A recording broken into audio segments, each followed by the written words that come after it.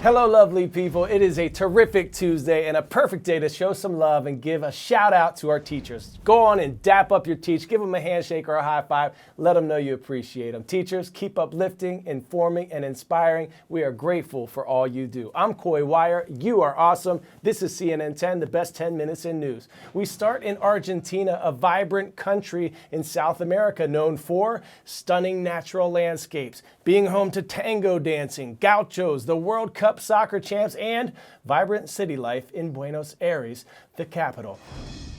It's the world's 8th largest country, covering a huge portion of southern South America. But now, Argentina's economy is on the edge of a crisis due to recession caused by a drought and growing inflation. The costs of many goods in Argentina have more than doubled what they were last year.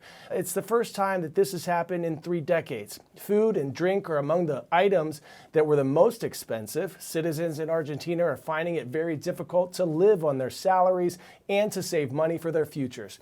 They're taking to the streets to protest the government, which they say isn't doing enough to curb inflation and help its citizens. But while the government is acknowledging problems, they're also pointing to recent job growth as a good sign. This all comes in the lead up to an election in October. Up next, CNN's Rafael Romo will break down the economic situation in Argentina number by number. Holding torches and banners, they marched down some of the most iconic streets of downtown Buenos Aires, the capital of Argentina. The march, organized by worker unions, is the latest in a series of anti-government protests. Workers like Silvia Sarabia say the government is not doing enough to alleviate a galloping yearly inflation that reached 104%, the second highest in Latin America after Venezuela's 501%. Those who have a formal job get wages under the poverty line, she says. That's why these protests are so big. Workers say the government of Argentina is taking money from the working class to pay the International Monetary Fund. President Alberto Fernandez admitted there are problems to be solved, but pointed to 30 months of job growth in the country. Last month, Argentina reworked a $44 billion loan with the IMF, obtaining nearly $10 billion in fresh cash in exchange for measures to strengthen public finances and start reducing persistently high inflation. President Fernandez is calling for unity, asking his fellow Argentines to please look towards the future. He says his finance minister is working on the issues and blamed some of the problems on the country's drought. But for many people in Argentina, it's hard to have that kind of optimism when they don't even know if the next paycheck is going to allow them to make ends meet. 10-second trivia. What is the city with the most fountains in the world? St. Petersburg, Russia, Rome, Italy, Florence, Italy, or New York, New York?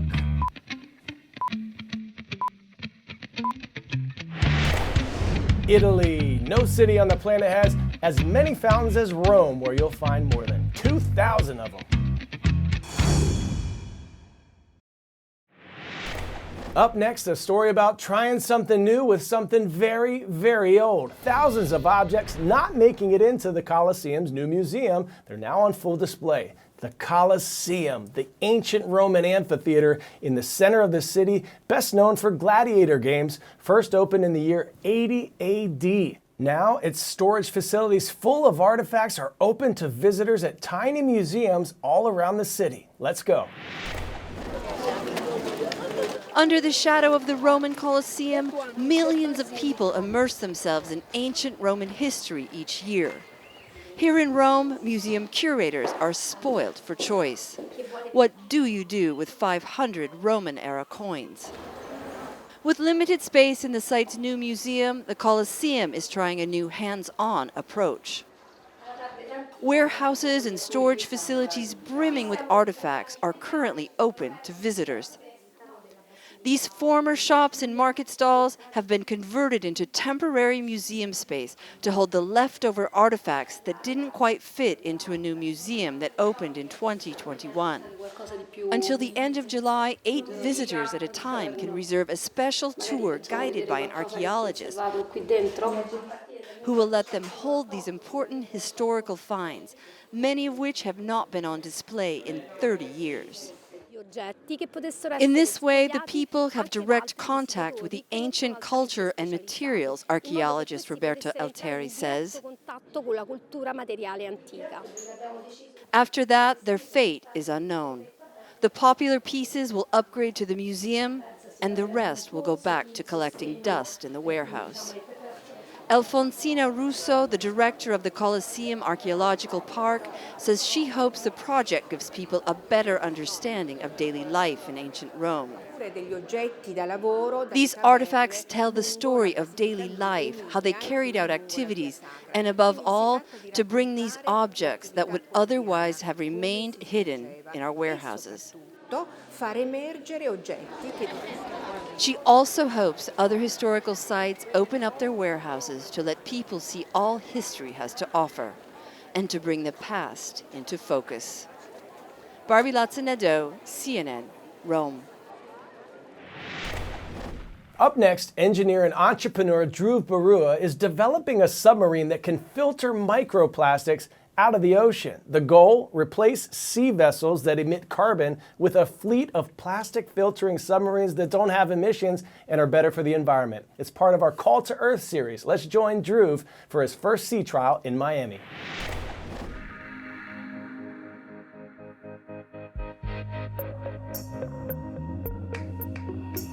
Dhruv Barua is on a mission to rid plastic from the ocean.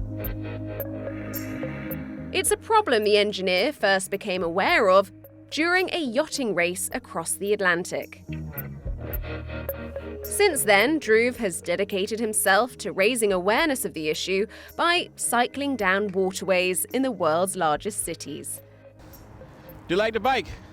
Now he is starting to think about the bigger picture. So we're collecting rubbish as well, so you can see loads of them on the water, yeah. I had reached around 300 million people worldwide, but the question here I ask myself every day, where is the tangible impact? Where is the scale we are talking about? Because riding on a bicycle is so much you can do. So this project is all about restoring the ocean with microplastic collection, taking action around ocean acidification and everything else. But we start with microplastics and other data sensors. Putting his engineering background to work, Dhruv started Oceanways, a company set on building a fleet of zero-emission submarines that can carry cargo, replacing other carbon-emitting vessels, while also filtering microplastics from the water. Here in Biscayne Bay in Miami, Dhruv and his team are taking the new prototype out for its first sea trial. The water comes in through the pipe, goes here. This is a filtration system. It comes out here, and we will collect everything here. Then here we have got some sensors to collect ocean data, behavior of the vehicle in the water today that we have collected a lot of data. Hopefully you can feed them into the simulator to learn what's going on here. Disconnected. Ultimately, the ambition is to use fuel cells that draw hydrogen from the ocean to power the submarines to travel autonomously.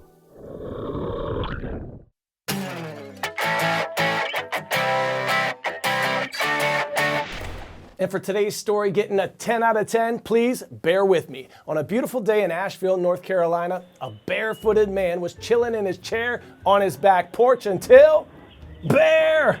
David Oppenheimer could barely contain his emotions, freezing like frozen. Just him and a black bear locked in a stare. Thankfully, the bear seemed to be just as scared as David. I don't want to be the bearer of bad news, but this could have turned out really badly. Instead, it gives us a pretty hilarious moment.